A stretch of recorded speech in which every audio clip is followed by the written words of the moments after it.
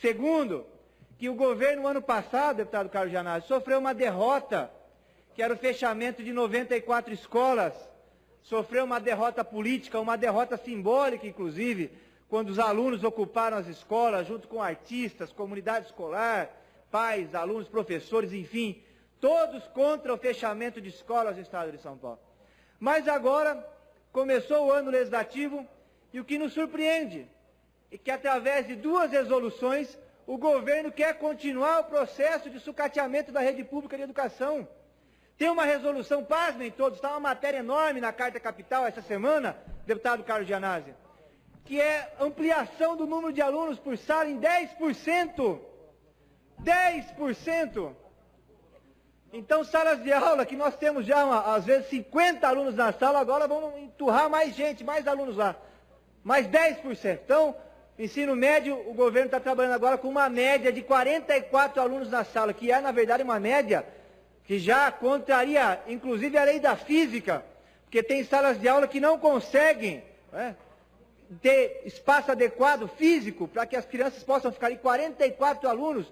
Inclusive, é um relatório do próprio Tribunal de Contas do Estado de São Paulo, dizendo que um problema central da rede de educação no nosso Estado é a adequação física das salas de aula, que não comportam a quantidade de alunos.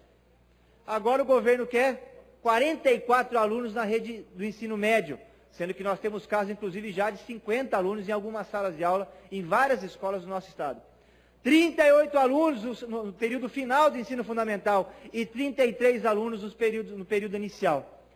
Essa é a proposta do governo Alckmin para a educação. E sem contar que, de forma velada, permanece a política de fechamentos de sala de aula.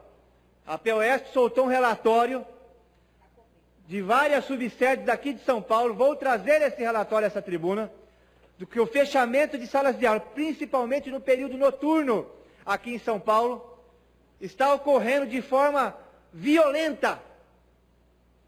E na medida que a gente tem fechamentos de sala de aula e superlotação das salas, a má-fé institucional, porque a escola, como nós vivemos uma sociedade onde o mérito é aquilo que praticamente é o fundante na nossa sociedade, ou seja, a ideia de que todos que se esforcem podem chegar lá, na medida que você retira aquilo que pode viabilizar esse esforço pessoal, que é o sistema educacional, que em vez de se transformar numa mola propulsora, acaba que sendo uma má-fé institucional, porque ele diz que se você estudar você vai chegar lá, mas não tem uma educação de qualidade aqui no estado de São Paulo.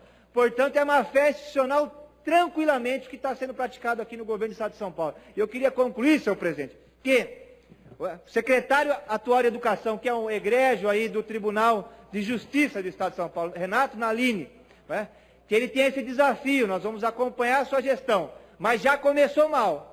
Precisa revogar essas 2 resoluções, porque 44 alunos numa sala de aula é impossível que o professor consiga trabalhar de forma adequada. Corre o risco de chegar ao final do ano e não saber nem o nome dos alunos, não conhecer os alunos, porque 44 alunos é muita gente numa sala de aula.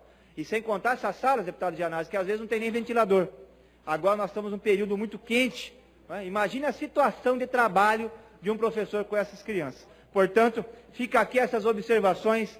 O governo sofreu uma derrota no final do ano passado e agora, de forma velada, quer continuar sua política de corte de verba na área da educação, superlotando salas e fechando escolas no período noturno, que a bancada do PSOL é contrária, em especial esse parlamentar. Muito obrigado, senhor presidente.